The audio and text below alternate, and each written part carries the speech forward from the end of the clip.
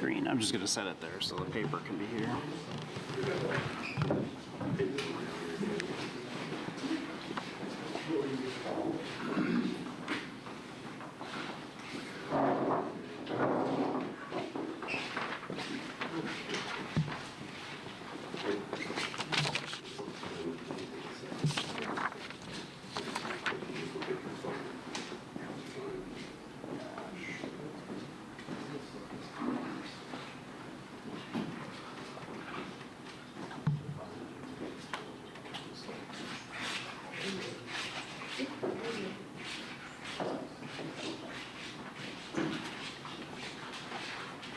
Well, good afternoon. My name is Fond du Lac County District Attorney Eric Toney. I apologize for those of you in the media that we kept waiting. I had a meeting with the Massey family beforehand, wanted to make sure we were able to answer as many or all of their questions as possible before this was released to the public. Certainly, no doubt this has garnered a lot of attention with the circumstances as well as Canine Iro, who was injured. And so what the role of the district attorney is in these officer-involved death investigations per statute is to determine if a crime was committed and if anyone should be prosecuted, in short. And one of the things we had hoped to have this review done a lot sooner, given some unexpected medical issues and a busy caseload. It took us a little longer to finalize that review, but I am here to share the results of the officer-involved death investigation from October 14th of 2023 in the city of Fond du Lac. In the report that has been handed out, you'll see that Deputy Blaine Evans, his name is in that report. He had consented to his name being released in that report. And I think that's something important to share because in Wisconsin, with the passage of Marcy's Law, crime victims do have the right to privacy, and that would extend to a law enforcement officer who may be the victim in an officer-involved death or shooting circumstance, as we have here. So I think that's a credit to Deputy Evans for allowing even greater transparency for his name to be included in the report. So ultimately, we had a significant amount of information to review, and the Department of Justice will post that in redacted form on their website because DCI completed this review, and Special Agent Jay Yurgis was the lead on that. Very appreciative of Special Agent Yurgis and his work. He's got a lot of experience in these investigations and was very helpful to me in my office in our review. And so for those of you that are looking for reports or videos or audio, you would go to the Department of Justice website for that. If you contact the Sheriff's Office or the City of Fond du Lac Police Department, in most circumstances, they will likely direct you to the Department of Justice website. So ultimately, I want to give a little background on the circumstances that led to this officer-involved death investigation. We had a female victim that ultimately escaped the residence where the shooting occurred and reported to law enforcement that she, and I was a little reluctant to share some of these details, but I think given the circumstances, it is important based on the actions that occurred in the aftermath, but reported a sexual assault by Kyle Massey being held against her will, that firearms were pointed at her, that she observed that the gun was loaded based on seeing the clip and a bullet fall out as well at one point. She was able to escape in the early morning hours and contact the dispatch City of Fond du Lac police officer, was able to find her and take her to the Fond du Lac Police Department for a more detailed statement. As this 911 call was coming in, Deputy Evans was at the communication center and responded to the scene with his canine Iro in his vehicle. He spotted Kyle Massey's vehicle and he began to follow the vehicle, activating his emergency lights and siren from a fully marked Fond du Lac County Sheriff's Office squad. Kyle Massey, his vehicle did not comply, and then Deputy Evans attempted a pit maneuver to stop the vehicle, which occurred right at or before the driveway to Kyle Massey's residence. The driveway is off of Western Avenue. The house itself has a Drury Place address, 591. And as that was occurring, Kyle Massey's vehicle continued up the driveway, essentially plowing through a partially open garage door into the garage. Deputy Evans stopped his squad car exited his vehicle, releasing K9 Iro. At this point, he was seeing what ultimately was Kyle Massey attempting to exit the vehicle with what was described as an AR-style rifle, and Deputy Evans was giving commands to stop, which were not followed. Deputy Evans fired the first 2 rounds and then told him to drop the gun, and then commanded K9 Iro to assist in trying to apprehend Kyle Massey. It was at that point that Iro entered the garage. He was struck by 3 to 5 rounds, according to the vet that performed the surgery. We were told 3 to 5 because some of the rounds may have ricocheted off the concrete, creating some other pathways where they weren't able to determine the exact number of bullet wounds that Iro suffered. In total, Kyle Massey fired 11 rounds. Deputy Evans fired 45 rounds, and no rounds struck Deputy Evans. And after the initial 2 rounds that Deputy Evans fired, he began to back up. He came under fire by Kyle Massey while he was behind a Jeep Cherokee, and he repositioned and then began returning fire and continuing to move and reload. And Kyle Massey backed his vehicle out of the garage, ramming into the front end of Deputy Evans' squad car, where Deputy Evans began to return fire again and then reposition. The total amount of time from the first round to the last round for Deputy Evans was about 31 seconds. And then City of Fond du Lac officers began arriving closer to the scene, and Deputy Evans was making contact with some of those officers. And on numerous body cam footage from the audio or squad, you can hear a single gunshot at 6:13:01 a.m., which was determined to be the self-inflicted gunshot, which ultimately caused the death of Kyle Massey, according to Dr. Corliss, the medical examiner. 2 of Deputy Evans' rounds did strike Kyle Massey. We don't know when those rounds would have struck him in relation to if it was the Deputy Evans firing while he was in the garage or after he had backed out, but those were determined to be non-fatal injuries according to the medical examiner. And ultimately, what our job as a district attorney is to look at and determine if any criminal charges should be issued. And there is no basis to consider or issue any criminal charges in this circumstance against Deputy Evans or any other law enforcement officer that assisted. I found that his actions were privileged in self-defense, and that, as I noted, no charges are warranted. Deputy Evans had attempted the traffic stop with lights, sirens, and a pit maneuver. Kyle Massey was refusing to comply with his commands and then exiting with a long gun, and Deputy Evans was privileged to use self-defense at that time because his beliefs were reasonable that Kyle Massey was attempting to get into a firing position on Deputy Evans. Based on those circumstances, the nature of the call that came out, and there will be no charges that were issued. I commend Deputy Evans for his quick actions based on the circumstances in this investigation, with Kyle Massey having been at the residence and then leaving with the AR rifle. It seems likely that he was looking for the female victim that had escaped the residence. Whether it was to find her, bring her back, or what, I'm not going to speculate, but Deputy Evans helped end a threat to the community, as it's unknown what Kyle Massey could or would have done if he had remained in the residence or attempted to go somewhere else based on those circumstances. And his quick actions are a credit to our community. It's a very, any of these are difficult for law enforcement in our community across the state, as well as for the Massey family who lost a loved one. Their family certainly had no role or part in this, and they continue to grieve as well.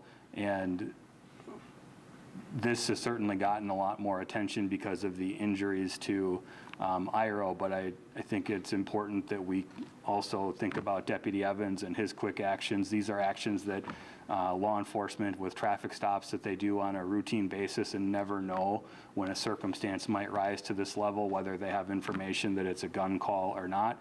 We're blessed to have incredible law enforcement throughout our county, our Fond du Lac Police Department, as well as our Fond du Lac County Sheriff's Office, and for that I'm very grateful. And I know Sheriff Walschmidt will be up here in a moment to give a little bit of an update as well. But there is one I want to maybe just end with a quote from Deputy Evans, but the report that you have has a timeline. That timeline is based on the review of the audio and video from dash and body camera. Happy to answer any questions if anyone has any, but after the self-inflicted gunshot, there was a significant effort to get medical care to K-9 IRO, and I think the sheriff will probably talk a little bit about some of those efforts, so I'll let him do that. But prior to that surgery, Deputy Evans said to IRO, "You saved Dad, and we have to save you." And that's exactly what our law enforcement did.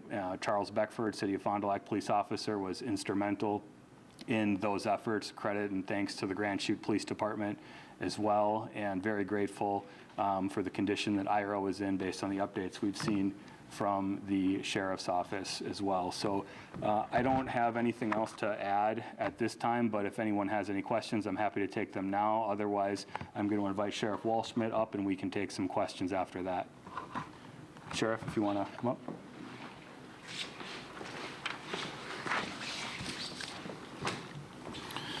Thank you, everybody, for your continued interest and support. And I want to highlight a couple of the circumstances that District Attorney Eric Toney spoke of.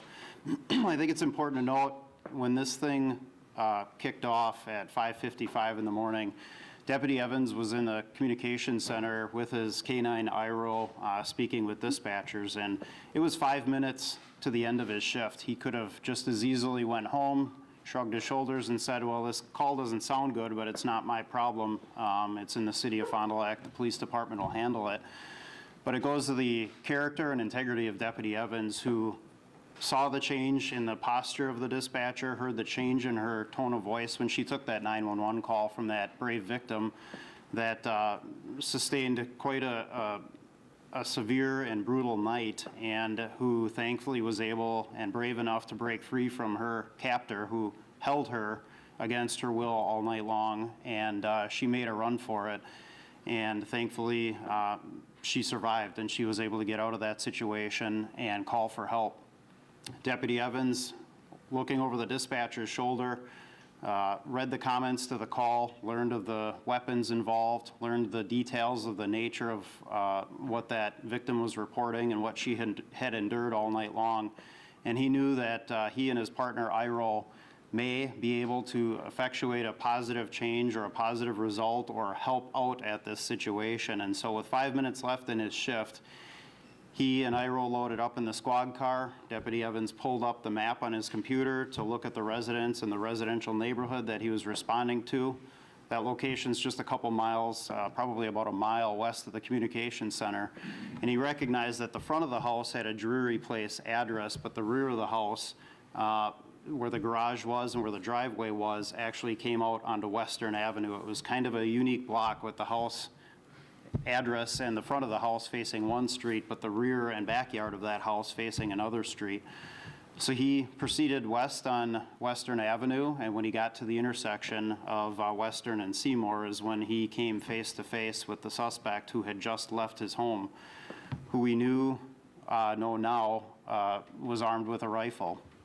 That rifle was obviously readily accessible, and I believe that that suspect left home to hunt down his victim. When he realized the victim had broken free from his captivity and was no longer in the residence, I truly believe he was leaving home with one intent, and that was to locate that victim and either take her captivity again, or who knows what, the fact that he's armed with that rifle readily accessible. But when he meets Deputy Evans face to face at that intersection, he changes direction. He makes a couple right-hand quick turns, travels past his house, and he's headed back around the block. And Deputy Evans picked up on that right away.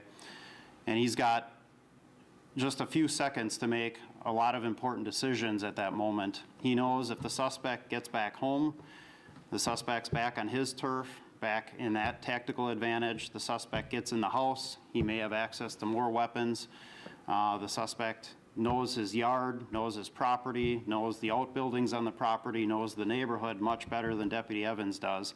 And Deputy Evans follows that suspect around the block, activates his emergency lights, activates his siren, attempts a pit maneuver, And the suspect continued to not follow those visual cues and audible cues in an attempt to stop him. That suspect had a lot of opportunity to change the course of the direction of his fate, and he failed to take all of them. He could have stopped when the lights went on. He could have stopped and surrendered when the siren went on. He could have stopped when the pit maneuver occurred, and instead he decided to travel into that garage, crash through a closed garage door or a partially closed garage door, and immediately get out of his car swinging an AR-15 in the direction of Blaine Evans. Now, thankfully, IRO is there with Blaine. It's a two-man team, one human, obviously one canine, and IRO's deployed into that garage. And that distraction of IRO coming at the suspect, I'm sure he did not anticipate a dog or a canine entering the garage. That distraction gave Blaine time to return fire, time to reposition, time to get to better cover, and undoubtedly saved Blaine's life and prevented further rounds from that rifle coming toward Blaine, and instead the suspect had to track and follow IRO as IRO entered the garage to apprehend him. We know the rest of the story. The suspect at that moment again had a decision. He knew the deputy was outside, he knew the deputy was firing on him, he knew the canine was sent in.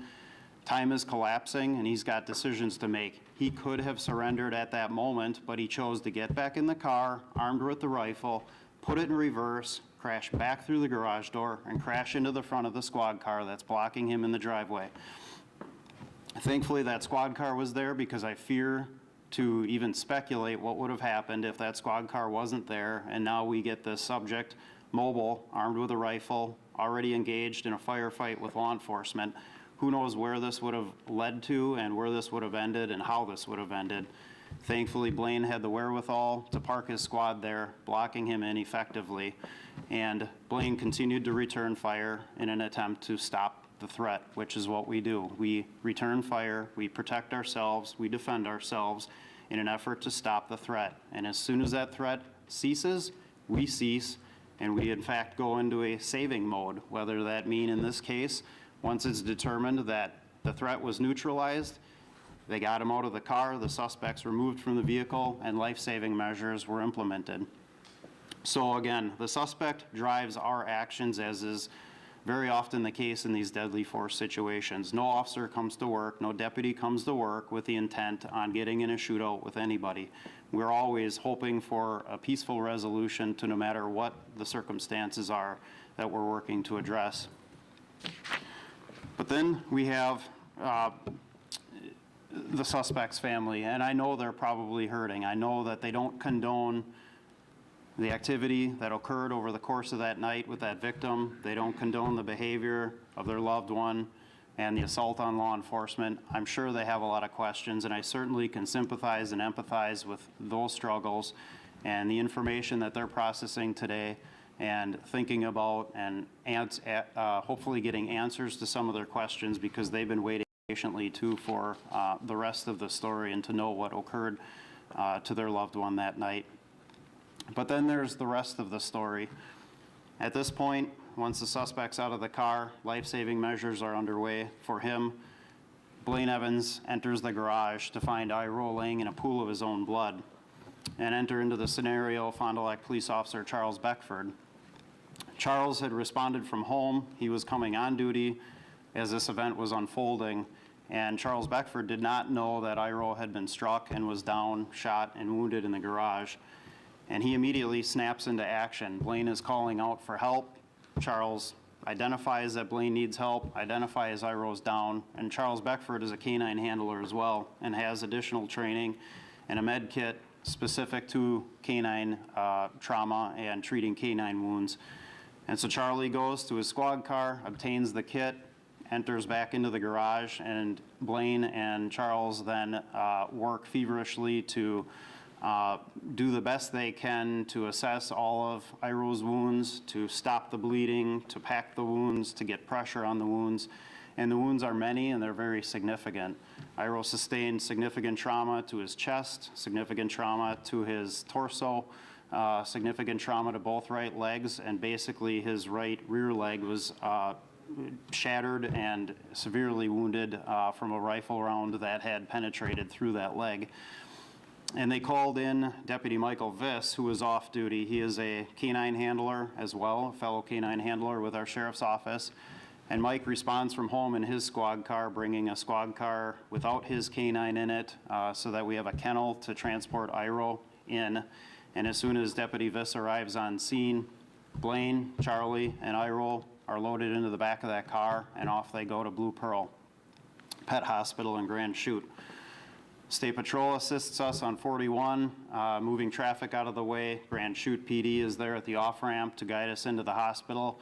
And at the hospital, there is an amazing team of surgeons and vet techs who are waiting, knowing what is coming in and knowing about the injuries that Iro sustained. And they immediately take him into surgery. And by the grace of God, they were able to save him. They were able to get him stabilized, and he continues to remain alive that morning when many people did not think that was going to happen, just based on the severity and significance of the wounds. At the same time, you've got a community like Fond du Lac already pouring out support. We've got the woman who made art for Iro, who had that posted back at the scene already that morning. You've got law enforcement from all around converging and sending messages of well wishes and hoping and praying that Iro pulls through this. And Iro, it's hit and miss for the first couple days. We did not know if he was going to survive, but there's many amazing stories in here with Iro's recovery. There's a vet tech whose own personal canine, Dwyer, donates blood to keep Iro alive because Iro had lost so much blood. There's this outpouring of community support. Mindy Leitner, again, the artist that drew this mural and posted it on a fence. This mural kind of becomes a sign of hope and inspiration through Fond du Lac. And companies, organizations, businesses band together behind law enforcement and behind Iro. And miraculously, after many procedures over the course of just 6 days, Iro's walking out the back door of that hospital to a parking lot full of law enforcement and fellow canines and canine handlers on his way to recovery. And he's not back to duty yet, but I'm happy to share that Iro continues to recover, continues to do well. He's been through many procedures, both big and small, and we have every reason to believe he is going to return to work. In fact, when he came into my office like he often does last week, he was nose in the air, sniffing around. He's not going to find drugs in my office, but he's in there smelling for drugs. He's doing his thing, and I think, honestly, if Iro could talk, he would say, what's the fuss? Let's get back to work. Let's catch some bad guys. Let's find some drugs. Let's get back on the streets. And that day, I'm confident, will come that Iro will be able to do that. And we do have Iro here today. We'll engage in that after the formal closure of this press conference. You'll have an opportunity to get close-up video of Iro, see some of the scars on his body, some of the wounds he sustained, and ask questions further about Iro. And so with that, again, I can't thank the Fond du Lac community enough, the law enforcement community. The support has been tremendous, and this is not an easy job. The deputies and law enforcement across the county and the state and the country are placed in these no-win situations all too frequently, and Fond du Lac has certainly had its share of no-win situations, and this was just another example of that. But thankfully, in this case, Blaine survived, Iro survived. No innocent bystanders whose homes were susceptible to rounds being fired from that rifle in that neighborhood that morning. No innocent bystanders were injured, and the victim was able to escape her captor alive and break free and call for help and get that law enforcement response coming. And again, it's the men and women in blue and brown who protect our community, who I'm very thankful for every day, and I know many in our community are very thankful for those people who are willing to, even at the end of their shift, move into harm's way, not knowing what they're going to face, but knowing that there's somebody that needs help and that there's law enforcement officers willing to respond to those calls for help, no matter the danger involved. So with that, I don't know if there's any other questions or for either of us. Otherwise, we can, if not, we can move into a more informal meet and greet with Iro. We can have some clarification. Maybe I misheard. Eric, I think you said that Deputy Evans fired first, but Sheriff, you said return fire. So what? Correct, yeah, Can you so. run me through that again? I'm sorry. Yeah, so after you've heard both of us talk about the pit maneuver that was right essentially almost at the driveway off of Western Avenue, that's when Deputy Evans is getting out of the vehicle and then seeing Kyle Massey with the AR-style rifle, giving him commands to stop, which he's not following. So Deputy Evans fires the first 2 rounds Kyle Massey had not yet fired, and then Deputy Evans sent Iro in to assist, and then Deputy Evans came under fire after Iro was hit as he was backing away, and that's the point where Sheriff Walschmidt was describing how Iro likely saved Deputy Evans' life, or at minimum prevented significant injuries based on the circumstances. And so then Deputy Evans was returning fire at that point, I think is what the sheriff was getting to. Thank you. Yep. And then can you just more about the circumstances leading to the victim and how did she connect with Massey? Were they known to each other? What were the circumstances leading up to her? All very reasonable questions, but I'm not going to get in. When we look at Marcy's Law and privacy, I was reluctant to even share some of those details based on that individual's constitutional rights to privacy. And so, some of that may be documented in some of the DCI reports that will be available, but I thought it was important for some of that information to be conveyed because it helps show the mindset of, unfortunately, what was going on for Kyle Massey at that time. I think his family would say this whole circumstance seemed out of character for him, and one can only speculate what was going on in his mind other than some of the information we received, which led to that law enforcement response. Did Massey have a prior criminal history or any history with sexual assault or kidnapping at all? Nothing to this extent, no. Which I think is why I described the family's belief that this was out of character for him. Ryan, was there already a plan in place of if a canine was injured that they would go there, or was that all assembled at the time as time progressed of where are we going to bring Iro? No, that is the closest 24/7 hospital, so there are other veterinary services closer. So depending on time of day and nature of injuries, we may take them to a facility that's closer, but that is the closest 24/7 animal hospital with surgery teams on site and available. So that's why the decision was made to transport him there. And Doug, just to comment on that, and the sheriff kind of alluded to this, but after that, I mentioned the self-inflicted gunshot that was at 6/13/01. You'll see in the timeline that you have the first priority for all law enforcement there was still on Kyle Massey and if he was alive or not. And once he was extracted from the vehicle, to perform life-saving measures, and then they were able to turn their attention to Iro. So it was, I think, a very agonizing amount of time for anybody that would be from the Massey family or law enforcement in their concern for Iro to make sure that everybody was getting the care that could be done. How much time was it between that self-inflicted gunshot wound before, or like I said, when that shot was heard, so when is the timeline? It is.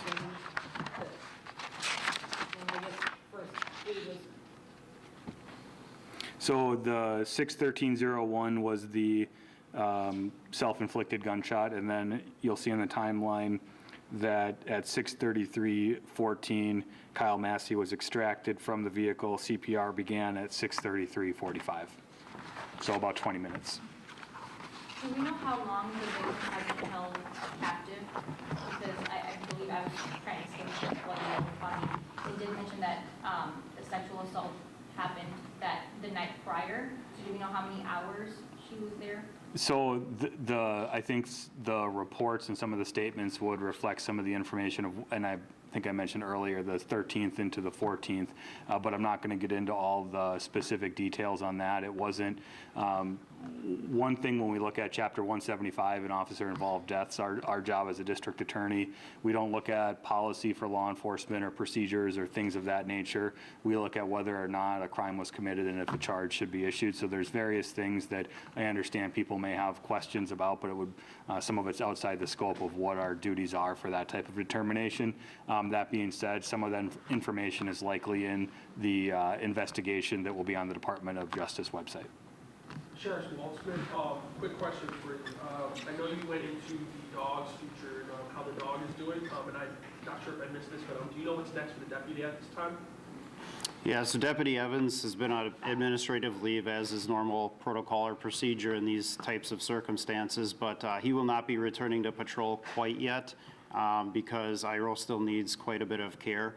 He's kind of working a hybrid, he'll be moving into a hybrid schedule where he'll be working without IRO in the squad car on patrol, but then also IRO still traveling a couple days a week to UW-Madison where he's receiving rehab and physical therapy, and he has other follow-up appointments with veterinary doctors. But our goal, everything remains on track, is, you know, maybe sometime later this year, IRO can return to service with Deputy Evans, both paired up in the squad car again like it was prior to October. And another question for you, how dangerous is this work for canines, and why are they so important for fighting crime?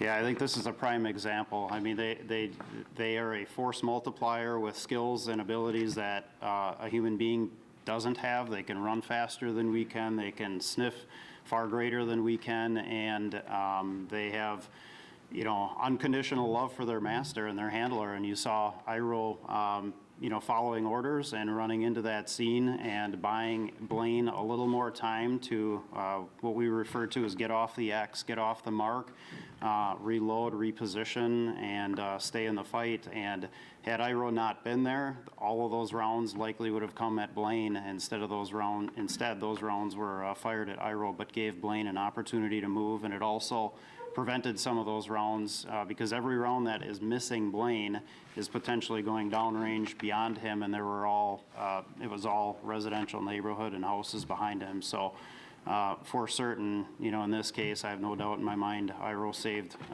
Blaine's life, and Blaine certainly sees it that way too. My last question for you, I know the DA talked about the quote that Evans said about you say dad, now it's time to say Duke. As a law enforcement officer, can you go more into why dogs matter so much to you, just in the sense that they're so helpful? I mean, you talk about them as tools, but I'm sure we can all emphasize it here. They say, man, best friend, that sort of thing.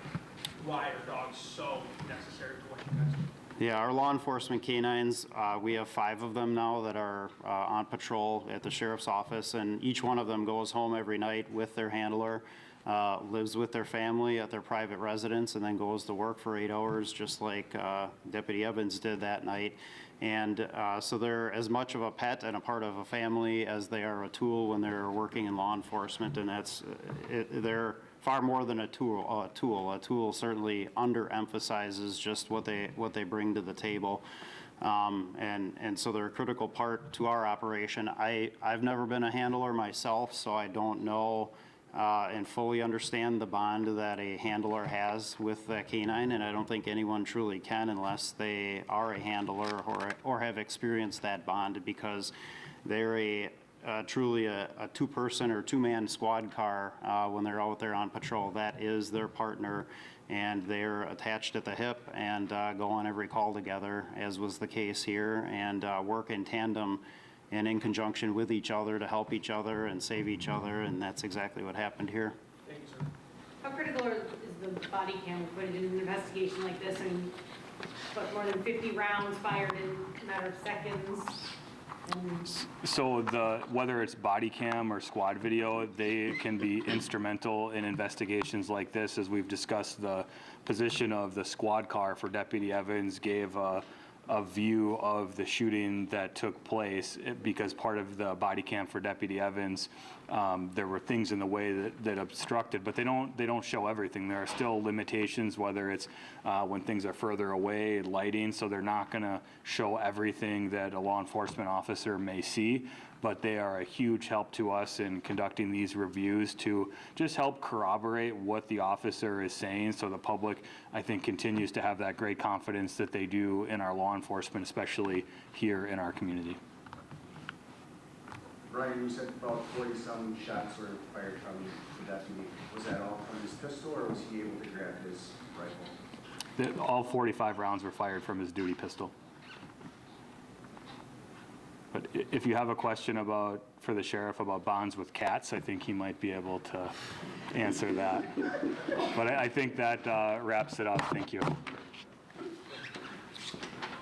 All right, like I said, I just want to set some ground rules though with Blaine and Iro. So Blaine is here with Iro. This is not, and I repeat, not an opportunity to interview or interrogate Blaine. That is not what this is here for. This is a courtesy to you because of the public interest that we know Iro's story garnishes, and we wanted an opportunity for you to get video of Blaine and Iro, or I should say of Iro, not Blaine. Blaine will come in with him. You know, if you can try to keep the camera from the waist down, or if Blaine has his uniform on, but again, it's not Blaine. I hope you respect his wishes. He's not here to be interviewed or to answer questions on camera or anything like that. So